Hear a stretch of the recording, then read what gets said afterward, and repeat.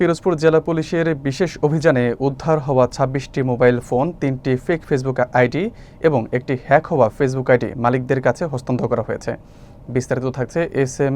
আবু জাফরের তথ্যচিত্রে। সোমবার সকাল ১১টায় পুলিশ সুপারের কার্যালয়ের হলরুমে আনুষ্ঠানিকভাবে এগুলো হস্তান্তর করেন জেলা পুলিশ সুপার খান মোহাম্মদ আবু নাসের। তিনি জানান, জেলার ৭টি উপজেলা থেকে এসব মোবাইল ও ফেসবুক আইডি উদ্ধার করে জেলা পুলিশের আইসিটি ও মিডিয়া সেল প্রতিটি অভিযোগ খতিয়ে দেখে প্রযুক্তির সহায়তায় মালিকদের শনাক্ত করে আইনানুগ পদ্ধতিতে তা ফেরত দেওয়া হয়েছে। পুলিশ সুপার আরও বলেন, জেলা পুলিশের মাদক, চুরি, প্রতারণা ও সাইবার অপরাধ প্রতিরোধে অভিযান চলমান রয়েছে। ভবিষ্যতেও পিরোজপুর জেলা পুলিশ যে কোনো অপরাধ প্রতিরোধে সক্রিয় থাকবে। হস্তান্তর অনুষ্ঠানে ফোন ও আইডি ফিরে পাওয়া মালিকরা জেলা পুলিশের প্রতি কৃতজ্ঞতা প্রকাশ করেন। পূর্বে একাধিকবার এরকম অনুষ্ঠান করে আমরা যে প্রকৃত মালিক তাদের কাছে ফিরিয়ে দিয়েছি।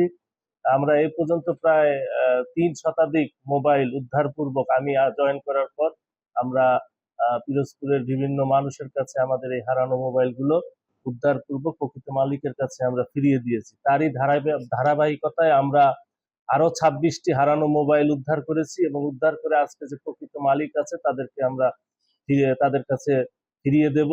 তার ভিতরে আমাদের সদর থানায় ৬টি, ইন্দুরখানি থানার ৫টি, মঠবাড়িয়া থানার ৬টি, নাজিরপুর থানার ৪টি, কাউখালী থানার ১টি এবং ভান্ডারিয়া থানার ৪টি। মোট আমরা ২৬টি মোবাইল আজকে উদ্ধার করেছি এবং উদ্ধার করে প্রকৃত মালিকের কাছে বুঝিয়ে দেব। এছাড়া আমরা ৩টি ফেক আইডি এগুলাও আমরা উদ্ধার করেছি এবং একটি হ্যাক হওয়া ফেসবুক আইডি সেটাও আমরা এটা উদ্ধার করে প্রকৃত মালিক যে ফেসবুকের তাকে আমরা বুঝিয়ে দেব। এরকম কার্যক্রম আমাদের অব্যাহত থাকবে। আমরা এই ধরনের কাজ সবসময় করে আসছি এবং যে কোনোখানে আমরা পিরোজপুরবাসীকে বলবো, আপনাদের এই ধরনের কোনো প্রতারণার আপনারা যদি শিকার হন অথবা আপনাদের মোবাইল হারানো যায়, আপনারা অবশ্যই আমাদের সাথে যোগাযোগ করবেন, আমাদের থানা পুলিশের সহায়তা নেবেন অথবা আমাদের এখানে আইসিটি শাখা আছে পুলিশ অফিসে, সেখানেও আপনারা যোগাযোগ করতে পারেন।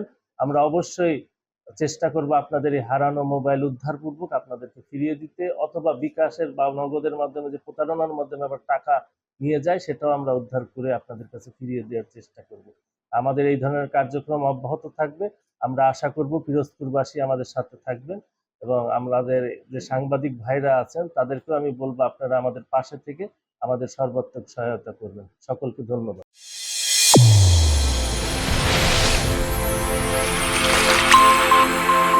চ্যানেল A1 হৃদয় রেসপন্স।